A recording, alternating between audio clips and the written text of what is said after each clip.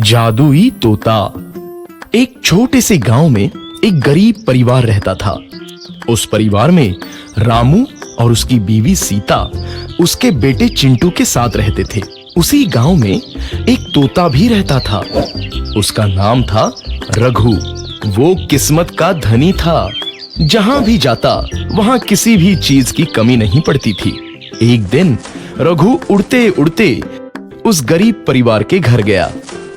रघु सोचता है, अरे वाह, लगता है यहाँ आज बहुत अच्छा खाना मिलेगा। मैं पेट भर के खाऊंगा। वो एक कटोरी में रखे अमरूद देखता है। अरे वाह, अमरूद, मुझे तो ये बहुत पसंद है। मैं तो इसे पेट भर के खाऊंगा। रघु तोता अमरूद खाने ही लगता है।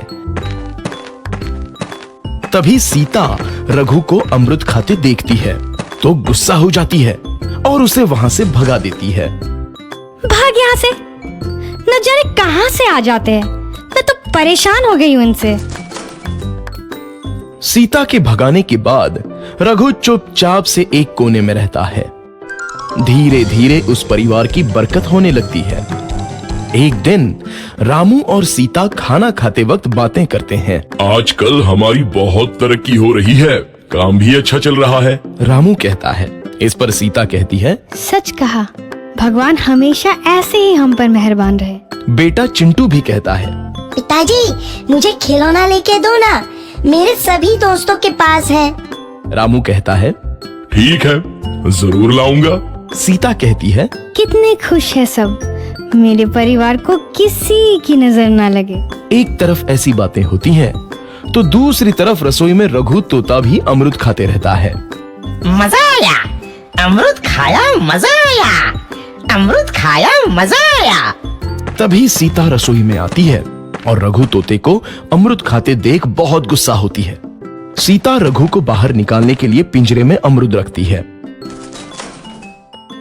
रघु जब अमरूद खाने लगता है तो पिंजरे का दरवाजा बंद हो जाता है और वो उसमें फंस जाता है।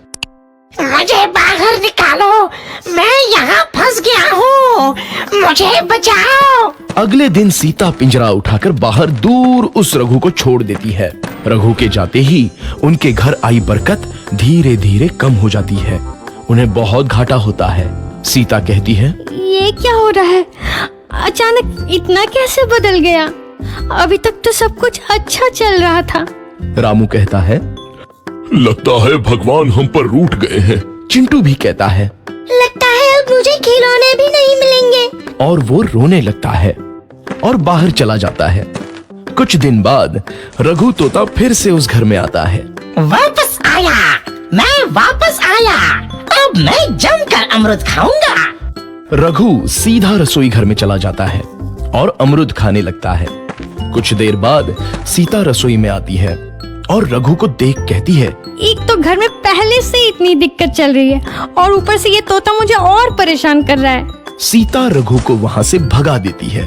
रघु उड़कर किसी कोने में छुप जाता है। कुछ दिन बाद धीरे धीरे उस घर की बरकत वापस आने लगती है।